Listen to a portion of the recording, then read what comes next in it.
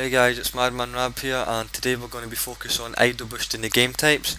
Basically, we need to play 3,000 matches of every game type, and we won't be able to do that all ourselves. So while you're sleeping, you're at college, you're out for the day, whatever you're doing, you can leave your Xbox running and do the game types as fast as possible.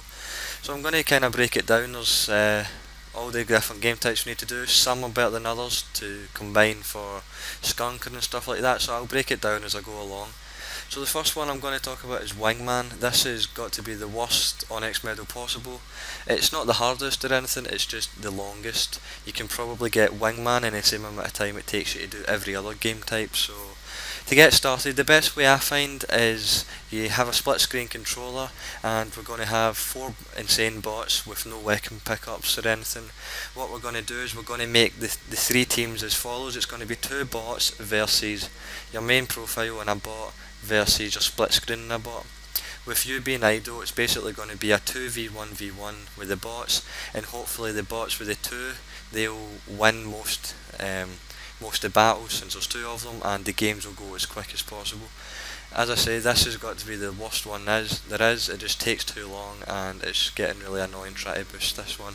I don't advise going for Skunker or anything, although if you are planning to play it, it's very good for getting first bloods, because you get first blood quite a lot. So the next game type is King of the Hill. If you want to get the matches done as fast as possible, I advise again use a split screen controller and make the teams as follows. It's going to be you and your split screen versus 3 insane bots. Basically with the 3 insane bots, they'll run to the capture point instantly, capture it, and then you might die a couple times. If you don't want to die or you want to get wins, the best way to do that is you and an insane bot versus your split screen. So it's a 2-on-1, and the insane bot will capture the point. I did this way to get some wins under my belt, because I don't like losing every single match. So the next game type is Capture the Leader. In my Capture the Leader video, I talk about how you can force yourself to be leader every time. So you might want to do this if you already haven't got untouchables and stuff, because while you idle boost, you'll get some untouchables, you won't get them all. So to do that, if you can't remember, go back to have a split screen plugged in, go back to the main menu, you need to press start, and instead of pressing start with your main profile, press start with your second profile and set up the game. Basically the very first game you'll be, the split screen will be leader, but every game after that you'll be leader, so it's a really handy tip. To get these matches done as fast as possible, I advise again with the King of the Hill, make it you and your split screen versus 3 insane bots. Obviously you won't get any untouchables this way. The way to get untouchables and stuff if you just idle boost a full party, but the games can take quite long, but I don't really advise it. If you want to get wins under your belt, you could make it you and a bot versus your split screen, so that the bot will run around and capture, but that's only if you want to win the games. So the next game type we have, I'll do is Team Deathmatch. Basically the best way I found this is I just used my one controller, I didn't bother with a split screen, and what I did is I filled the game with bots, insane bots, made it all boom shots, and basically put the spawns to 10.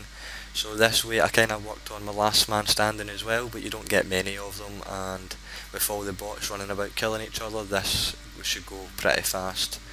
That's about all the advice I've got for that one.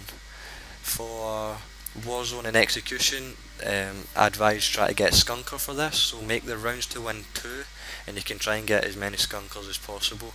What I also did is I put the time limit as well from 1 to 2, so that I can try and get last man standing as well. For this, I basically filled the lobby with bots so that I can get ribbons and stuff for your Skunkers, etc. And I basically just, I went COG.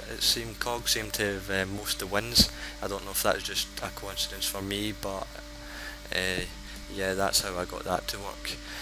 Another advice, guys, as a lot of people don't know, is when you're about to start the game, during the 5-second timer, like after you pick the map, you pick your characters, the game counts down from 5 seconds. If you're using a wireless controller, this is where you unplug your battery pack, and basically you can idle boost with a wireless controller. You don't need a plain charge kit, you don't need a wired controller, so this is really useful. Another thing as well is if your controller turns back on during idle boosting, you don't need to back out completely. At the end of the game, when it comes up with your ribbons and the score and stuff, you can unplug your battery pack there as well, and the game won't pause and it will continue to idle boost for you. So I hope I've covered everything you need to know about idle boosting, and again it's long and tedious, but we need to get these game types done for the Onyx medals. So I hope you've enjoyed this, guys, and if you've got any questions, leave me a comment. If you enjoyed the video, leave me a thumbs up, and I'll see you next time. Thanks for watching.